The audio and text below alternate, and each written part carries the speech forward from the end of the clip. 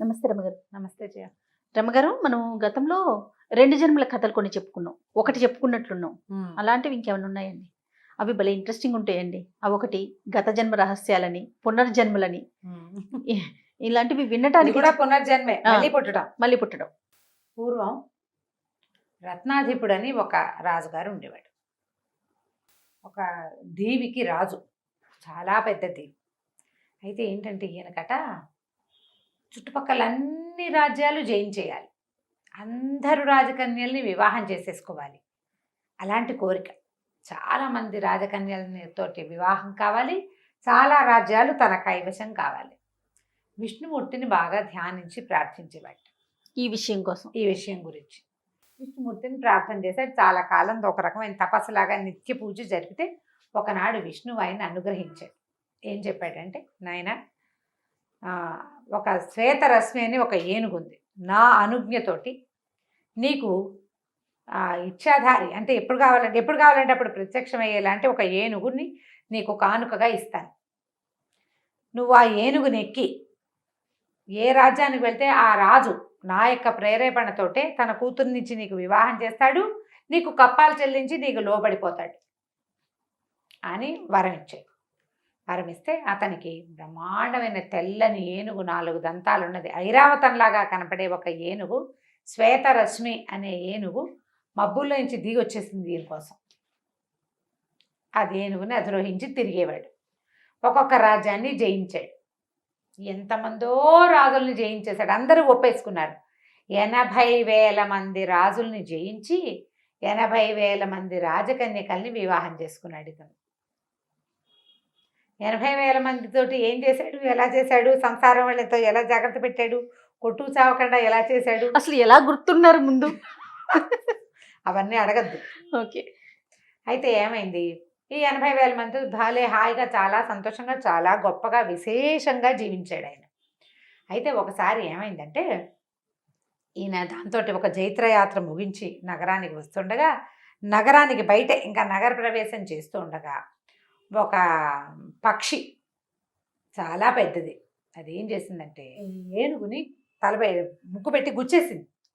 అంటే మామూలుగా పైన పక్షులు ఎగురుతుంటాయా, తల మీద తన్నేస్తుంటాయి, కొడుతూ ఉంటాయి. అవునండి. ఓ పక్షి దీనిని కుంభస్థలం మీద గుచ్చింది. గుచ్చేసరికి ఈయన ఏం చేశాడు, గబగబా అంకుశంతో పక్షిని తోలాడు. కానీ సరిగ్గా దానికి ఎక్కడ తగిలిందంటే ఆ దెబ్బ, ఆ ముక్కు దెబ్బ అమిత వేగంతో వచ్చింది. పెద్ద గండభైరుండ పక్షి, చాలా బరువైనది, ఒక అశనిఘాతంలాగా తగిలేసింది ఏనుగుకి. తగిలేసి గుడ్లు తేలేసేసింది. ఏనుగు పడిపోయింది కింద.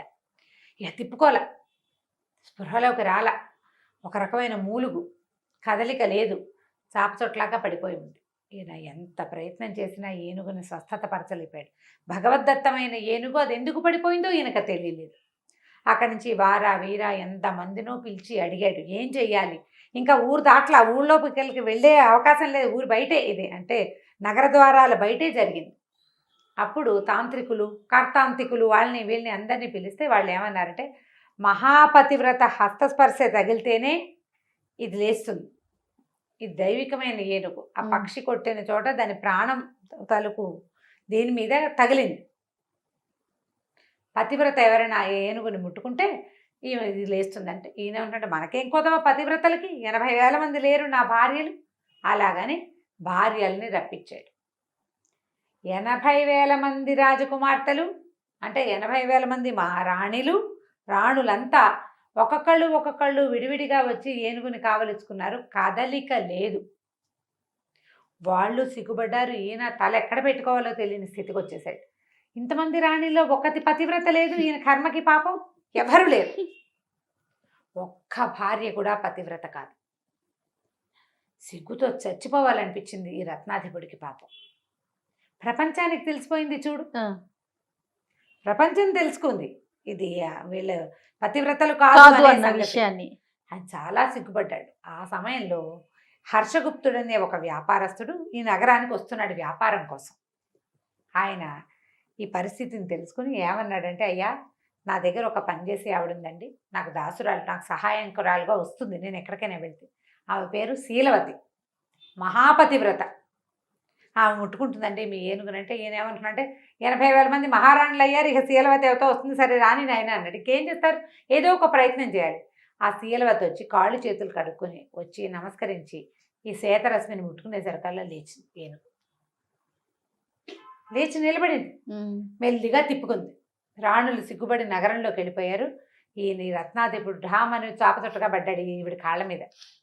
మా తల్లి నీ వల్లే నా ఏనుగు బతికింది అని చెప్పి తర్వాత ఏనుగును స్వస్థతపరిచి నగరంలోకి తీసుకెళ్ళిపోయాడు. ఆ తర్వాత ఏం చేశాడంటే రత్నాధిపుడు ఈ శీలవతిని మంచి చేసుకుని ఏమన్నాడు, అమ్మ మీ వంశానికి చెందిన వాళ్ళు ఎవరైనా, మీ కుటుంబానికి చెందిన వాళ్ళు ఎవరైనా చక్కటి పెళ్ళి ఉంటే చెప్పు, నేను పెళ్లి చేసుకుంటాను అన్నాడు. ఈయనకి 80,000 మంది మీద విరక్తి పుట్టింది. పతివ్రతల కోవ, శీలవతి మహాపతివ్రత. ఏనుగు చూపించింది కదా దానికి తార్కాణము. ఆవిడ చెల్లెల్లో ఆవిడ ఆడపడుచు కూతురునో మేనమావ కూతురునో చేసుకుంటే వాళ్ళ వంశంలో పోలికలే వస్తాయి, వాళ్ళ వంశం అంతా పతివ్రతలుగా ఉంటారని భావించి అడిగేసరికల్లా శీలవతి ఏమందంటే, అయ్యా మాది తామ్రలిప్తి నగరం అండి, మా చెల్లెలుంది, పిల్ల పేరు రాజదత్త, మీరు కావాలంటే మా చెల్లెల్ని వివాహం ఆడుతురు కానీ వివాహ యోగ్యమైన వయసులోనే ఉంది పిల్ల అని చెప్పింది.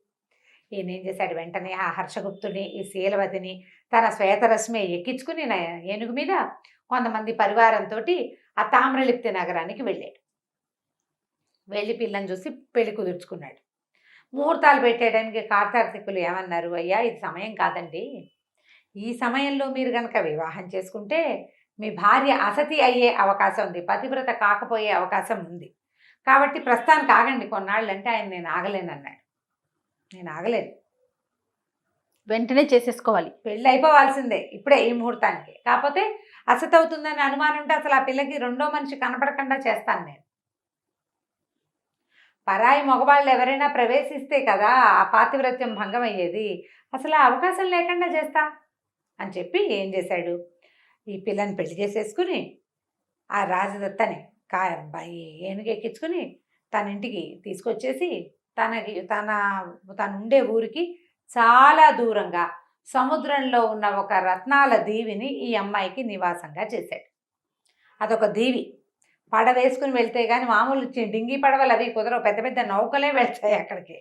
తను మాత్రమే వెళ్ళేలాగా ఏర్పరిచి ఆ అమ్మాయికి బోళ్ళంత మంది సైనికుల్ని, ఆడాళ్ళనే బోళ్ళంత మంది పరివారాన్ని, సేవకుల్ని ఏర్పరిచి, అన్ని ఆడంగులే, వేరే మగంగుల్ని లేకుండా చేసేసాడు. ఇప్పుడు ఏంటంటే ప్రమాదం రాకుండా ప్లాన్ చేసుకున్నాడు. కాదండి, ఇంత ప్లాన్ చేసుకునే బదులు ఆగొచ్చు కదా కొన్ని రోజులు. ఒక్కొక్కళ్ళకి ఆగలేనితనం ఉంటుంది జయ, పిచ్చి పాడుగాను, వాడి పిచ్చితోటి అలా చేశాడు పాప. సరే ఏమైంది, చక్కగా అన్ని ఏర్పరిచాడు, ఆ అమ్మాయిని అక్కడ ఉంచాడు. వారానికి ఒకసారి 2 సార్లు తను వస్తూ ఉండేవాడు భార్య దగ్గరికి.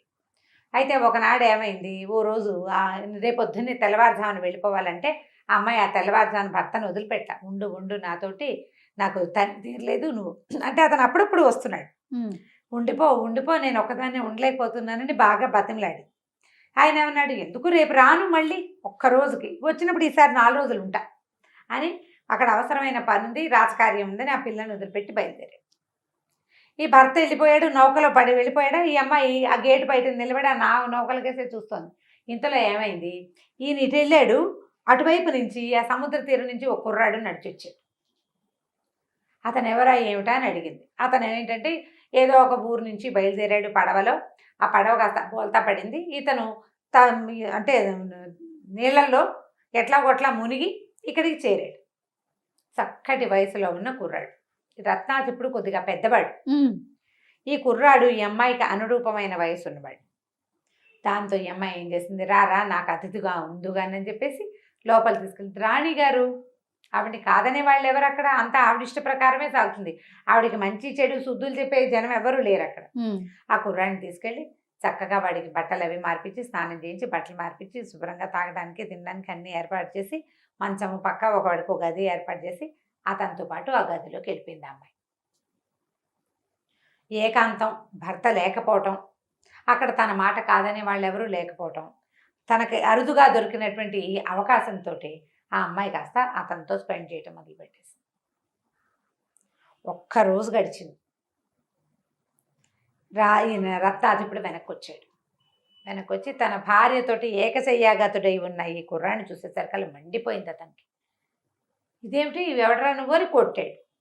వాడు ఏదో విషయం చెప్పుకున్నాడు, ఆ పూటంతా చాలా గిజాటుగా ఉండి ఏం చేశాడంటే వాడిని మళ్ళీ ఓడెక్కించి పంపించేశాడు. పంపించేసి ఇంక ఇక్కడ ఉంచడం ఎందుకు, దీని పాతివ్రత్యం ఎలాగో గంగపాలు అవనే అయిపోయింది, చీచీ అనుకున్నాడు. అనుకుని ఆ కుర్రాడిని పంపేశాడు. ఆ కుర్రాడు చూడు ఇక్కడికి వచ్చి ప్రాణాలు దక్కించుకోవడానికి ఈ ప్రాంతానికి వచ్చి ఆ రాణిగారి చేయి చాచి పిలవంగానే ఆమె దగ్గరికి వెళ్ళిపోయాడు. అబ్బాయి ఇది పనికిరాదమ్మా, నేను చేయనని అనలా, వాడి బుద్ధి అలాంటిది. వాడిని ఒక పడవ ఎక్కించి పంపిస్తే ఆ పడవలో ఉన్న ఆ వర్త సరంగా ఒక ఆయన ఉంటాడు కదా, షిప్పు నడిపే ఆయన, పెద్ద నావికుడు, అతని భార్యతోటి కూడా స్నేహం చేసి అతనితోటి చంపబడ్డట ఆ కుర్రాడు. వాడికి మరణమే, వాడి క్యారెక్టర్ క్యారెక్టరే ఇంకా అట్లా. ఇతను ఏం చేశాడు, ఈ రాజదత్తని ఇక్కడి నుంచి తీసుకొచ్చేసి తన నగరానికి తెచ్చేసాడు. తెచ్చాక అతనికి ఏమనిపించిందంటే, ఇదేమిటి నాకు ఈ కర్మ, 80,000 మంది రాజకుమార్తెలు వీళ్ళైపోయారు, పతివ్రతలు కాదని నలుగురు ముందు తెలిపింది, నా బతుకు బయటపడింది.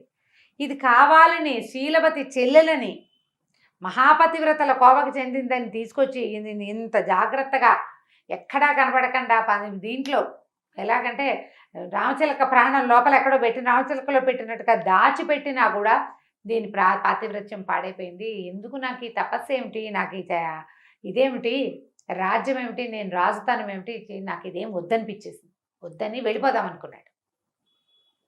సన్యాస పుచ్చుకోవాలి, నేను తపస్సు చేసుకుంటాను, నేను ఇంకా అసలు ఉండను వీళ్ళ దగ్గర అని చెప్పి తన రాజ్యాన్ని 4 భాగాలు చేశాడు. తన సంపదని శీలవతికి ఒక పెద్ద ముక్క ఇచ్చేశాడు, రాణులకి కొంత ఇచ్చేసి ఆ రాజదత్తను వదిలిపెట్టి బయలుదేరిపోయాడు. శ్వేత రశ్మిని ఎక్కి బయలుదేరాడు.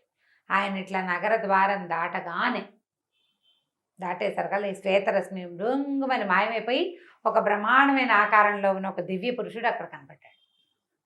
అందరు ఆశ్చర్యపోయారు, ఏమిటిది, ఎవరు, ఎక్కడ ఏమిటి అని ఆశ్చర్యపోయేసరికల్లా అతను ఏం చెప్పాడంటే, నేను ఒక గంధర్వుడిని, మేమిద్దరం అన్నదమ్ములం, అయితే నా పేరు సోమప్రభువు, మా అన్నయ్య పేరు దేవప్రభువు, ఆయనకి రాజదత్త కాదు కానీ రాజనిక, రాజశ్రీ అలాంటి పేరున్న ఒక భార్య ఉంది. మహాప్రీతి మా అన్నయ్యకి తన భార్య అంటే, ఆమెను వదిలిపెట్టేవాడు కాదు. అయితే ఒకసారి మేము భగవత్ ప్రార్థన కోసం ఒక దేవాలయానికి వెళ్ళి మేమంతా గంధర్వులం కదా, ఒక చోట కూర్చున్నాం, సంగీత సాధన చేసి దేవుడికి సంగీతాలాపన చేసి భగవత్ సేవ చేస్తారు. ఆ సంగీత సాధన చేస్తూ ఉండగా రాజవతిట పేరు, రాజవతి, ఆమెకేసే చూస్తున్నట్ట సిద్ధుడు ఆ సంగీతానికి చూస్తుండేసరికల్లా ఈ అసూయాపరుడైనటువంటి దేవప్రభు అనే మా అన్నయ్య, ఏమిటి నా భార్యకేసి అదే పనిగా చూస్తున్నావని చెప్పి కేకలేశాడు. దాంతో సిద్ధుడి కొళ్ళు మండిపోయింది. అవురవరా, నీ భార్యకేసి చూడటం ఏమిట్రా, నీకు ఇంత ఈర్ష్య ఏమిటి, ఇంత అసూయ ఏమిటి, ఆ అమ్మాయి వెపిస్తే నీ భార్య సౌందర్యానికి నేను లోబడిపోయినట్ట, సంగీతం కోసం ఆమె కేసు చూస్తున్నాను, నువ్వు ఇంత ఈర్ష్యాలు, నీకు గంధర్వయోనిగా ఉండకూడదు, నువ్వు ఇట్లా ఉండకూడదు, ఎవరైనా నీ భార్య కేసు చూస్తేనే ఆమె పాతివ్రత్యం పోతుందని నీ దుర్బుద్ధి ఉంది చూడు, ఈ బుద్ధి వల్ల నువ్వు మానవ జన్మనెత్తు అన్నాడు. అనేసరికల్లా ఇంతలో ఏమైంది, పక్కనే కూర్చున్నాడు సోమప్రభు తమ్ముడు, ఈయన చిన్న తెల్ల ఏనుగు బొమ్మ ఉంది అతని చేతిలో, ఆటకి తెచ్చుకున్నాడు. ఆ ఏనుగు బొమ్మనైతే ఆ సిద్ధుడికి వేసి విసిరి కొట్టాట, మా అన్నయ్యని శపిస్తావా, విసిరి కొట్టేసరికల్లా, అవురా అన్నకి తగ్గిన తమ్ముడు వీడు, ఇంత పొగరు ఉంది, నీ ఏ బొమ్మతోటైతే నన్ను కొట్టావో అదే తెల్ల ఏనుగుగా నువ్వు మారిపో, భూలోకంలో పుట్టు నువ్వని శపించాడు. దాంతో ఈయన వీళ్ళు బతిమలాడుకున్నారు, మమ్మల్ని రక్షించమని. అనేసరికల్లా ఆయన ఏమన్నాడంటే, ఈ మాత్సర్యానికి, ఈ రకమైన అసూయాపరత్వానికి నీకు ఖచ్చితంగా శిక్ష పడవలసిందే, భూలోకంలో పుట్టు, 80,000 మందిని వివాహం చేసుకుంటావు, కానీ జన సమూహంలో నీ భార్యలు పతివ్రతలు కాదనే విషయాన్ని నీకు తెలుసుకుంటావు. ఏ భార్యను చూసుకుని నువ్వు ఇంత ఈర్ష్యాగ్రస్తుడివి, అసూయాగ్రస్తుడివి అయ్యావో, ఆ భార్య పరపురుషుడితోటి కలిసి ఉండగా కంటితో చూస్తావు నువ్వు, అప్పుడు కానీ నీకు బుద్ధి రాదు. ఆ తర్వాత నీకు వచ్చిన ఆ వైరాగ్యం వల్ల అప్పుడు నీకు శాప విమోచనం కలుగుతుంది. నువ్వు ఎప్పుడు స్త్రీలని నువ్వు రక్షించకూడదు, మగవాడు స్త్రీలని రక్షించడు, స్త్రీయే స్త్రీని రక్షించుకోవాలి. ఆమె సద్గుణ సంపన్నగా ఉండాలి అని నువ్వు జాగ్రత్త పడ్డం కాదు, నేను సద్గుణగా సంపన్నగా ఉండాలని స్త్రీ భావించాలి. మగవాడు కాపాడి మొదట తండ్రి, తర్వాత భర్త, ఆ తర్వాత కుమారులు స్త్రీని రక్షిస్తామని అనుకోవటం చాలా పొరపాటు. నాకు రక్షణ, నేను రక్ష అని వాళ్ళు భావిస్తేనే వాళ్ళ పాతివ్రత్యము, వాళ్ళ సౌశీల్యము నిలబడుతుంది. ఎవరైనా చూస్తేనే ఏదో అయిపోతుందని నువ్వు అనుకుంటే అది చాలా తప్పు. అది చేయకూడదు. ఇలాంటి గుణం కలిగి ఉన్న మానవుల యొక్క లక్షణం ఇది. నేను రక్షించి కాచి కాపాడతాను, ఎవరు నా పెళ్ళాం వైపు చూడకూడదు లాంటి భావనలు మనుష్య భావనలు. అదే వాళ్ళ నాశనానికి కారణం. నువ్వు అలా పారిపోమని ఆయన శాపం ఇచ్చాడు. శాపావసానం ఏం చెప్పాడంటే, ఎప్పుడైతే నువ్వు భార్యని పరపురుషుడితోటి చూస్తావో, ఎప్పుడు నీకు ఇది వద్దనిపిస్తుందో జీవితం, ఆనాడు నీకు శాప విమోచనం అన్నాడు. అంచేత నాకు శాప విమోచనమైంది. నేను సోమప్రభువు, ఈయన మా అన్నయ్య దేవప్రభువు అని చెప్పేసరికల్లా ఆయనకి మొత్తం జ్ఞాపకం వచ్చింది. ఈ ఈయనకి రత్నాధిపుడికి జ్ఞాపకం వచ్చి, ఓహో అయితే నా భార్య రాజదత్తే, ఆనాటి రాజవతి. వెంటనే తన భార్యను కూడా పిలిపించుకున్నాడు అతను. ఎవరు? శీలవతి చెల్లిని. శీలవతి చెల్లి, తన భార్య ఆవిడే కదా. ముగ్గురు కలిసి గంధర్వులుగా మారిపోయి తమ లోకానికి వెళ్ళిపోయారు.